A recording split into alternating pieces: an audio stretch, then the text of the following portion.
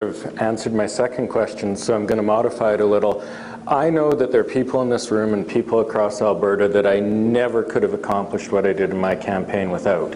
And you've already challenged them to do what's possible, but could you maybe share a story of in your primary race how someone stepped up and did something that wasn't the $1 million, but just a story that how it deeply impacted you and helped you go with that energy? For people here that just so they on an emotional level can get how no matter where you're at, you can contribute something that truly can mean someone to someone running for President of the United States. We were in Birch Run, Michigan on a Friday night. It was in January of 2008, just before the Michigan primary that following week. And we were in this rally. We were hoping we'd put it together in less than 24 hours. We were trying to at least show that we knew we weren't going to win Michigan, but we wanted to show that we could compete outside the South and that we were willing to play. Well, we were hoping for 200 or 300 people. We had 4,000 people show up in Birch Run, Michigan on this Friday, and it totally overwhelmed the facility. There were people in halls, outside. It was unbelievable. And the atmosphere in that room was just as thick that you couldn't cut with a knife. And people were, truly enthusiastic, and it was an encouragement just to be there. As we were leaving the event that night, my wife and I were walking down the rope line, shaking hands and thanking people for being there, and it was noisy and just bedlam, as if you've ever been to one of those kind of events.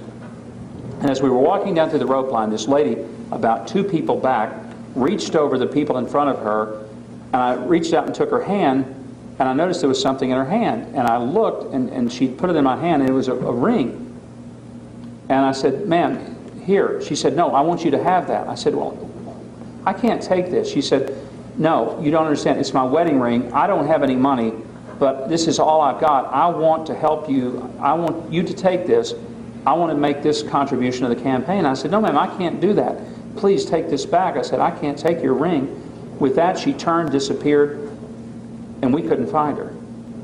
Now, I take the ring, and I'm thinking, there's no way, we've got to find this lady. We can't find her. I wondered if she existed. How did this happen? Well, I didn't sell the ring, but I told that story. And that story inspired hundreds of thousands of dollars of contributions. Months later, even after the campaign was over, we still had possession of that ring. I had some friends in Michigan and some in Iowa, and I said, "Is there any way you think we can ever trace this lady down?" And one of our volunteers, a guy named Randy Davis from Ottumwa, Iowa, went on YouTube and found the event where he actually sees the lady pushing the ring in my hand.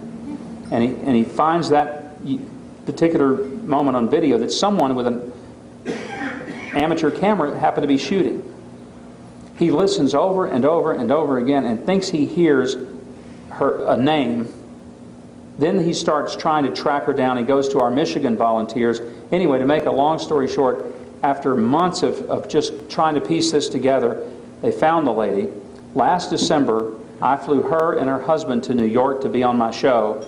Unbeknownst to her, I still had the ring. I brought her out. I gave her her ring back, and I said, "You thought you were giving a ring.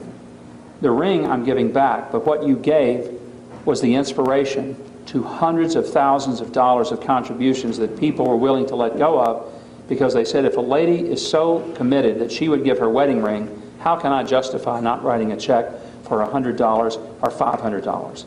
And I said, you gave the greatest gift that we possibly could have. That's how it happens. Wow, that turned out even better than I thought, because Governor Huckabee doesn't have my questions because I don't even have my questions.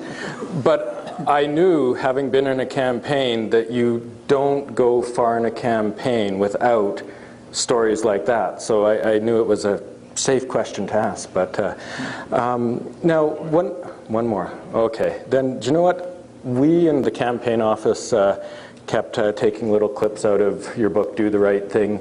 Can you maybe just tell us what was sort of the driving force behind writing that book, and if there's one thing we could take home from that as we go out and prepare for the next election, what that would be? I think I alluded to it in the remarks tonight, but I would say this, that the most important thing we need to remember about government is that government at its best is not the government we elect and send somewhere. It's the government that is installed in our own hearts and personal lives. It's self-government. And for all the things that we say about let's elect these people, remember that it starts with the personal integrity and character that we ourselves possess and live through our lives. And if we don't possess and carry out personal character and integrity, then we really are unqualified to seek the offices, because if we're corruptible within ourselves, we're very corruptible when the pressures come from all those around us.